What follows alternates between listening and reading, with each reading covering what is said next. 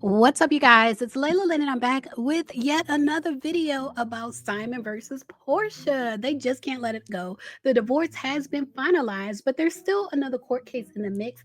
It actually was initiated in November. I know it's being reported on today, and we're going to talk about why, but it was actually initiated in November for something that Portia said last summer.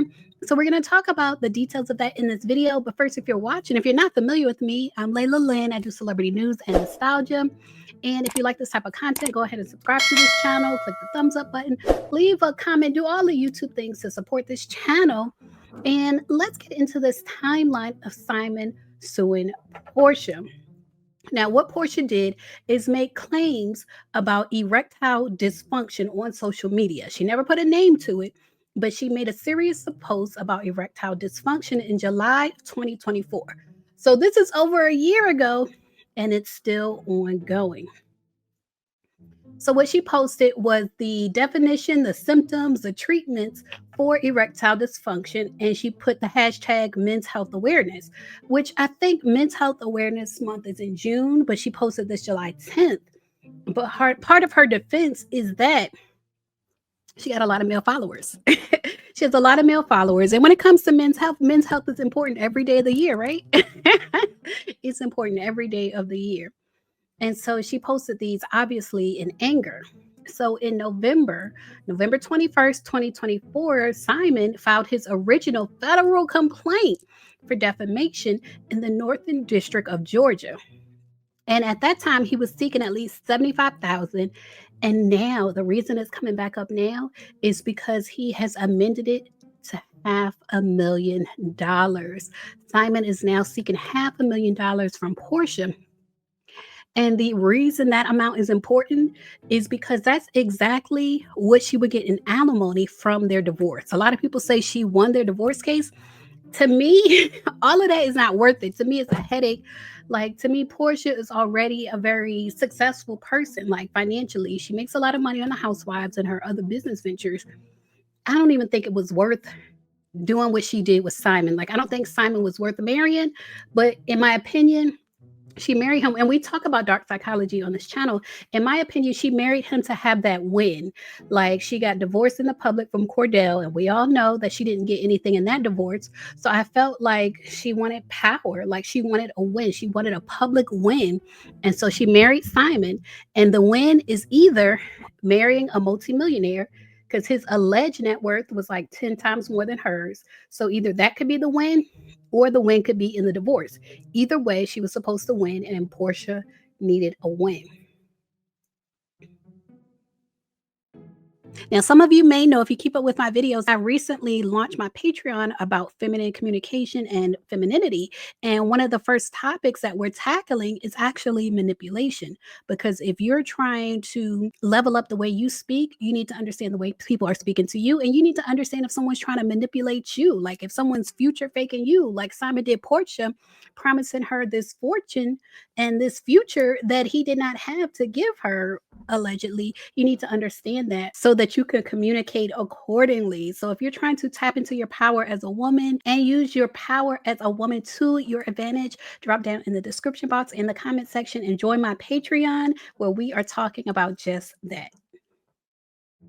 And so the Ricky Smiley show, which she used to work for, is reporting on her divorce. And they say her messy breakup with her ex-husband Simon has taken a sharp legal turn. A 61-year-old businessman is suing Portia in federal court, claiming that her social media posts falsely portrayed him in a humiliating and damaging way. Simon is claiming that the posts led to lost business opportunities and sponsorship deals, as well as personal harm. So, in addition to the six-figure amount, he's asking for further compensation for emotional distress and damage to his reputation. And so when you calculate what Portia was supposed to get in the divorce, $40,000 over 15 months is $600,000. And so if he's doing the lawsuit for $500,000, but then he also wants the judge to add in emotional distress, I'm sure legal fees and things like that, it comes out to about $600,000. So here we are at 50-50. Porsha was trying to marry a provider, and Simon is trying to prove, you know what, we even. It's 50-50. Let's break even. That's what Simon is trying to do, in my opinion, when I look at this case. I see that Porsha wanted to win, like she wanted to win in public, either way, with the marriage or with the divorce.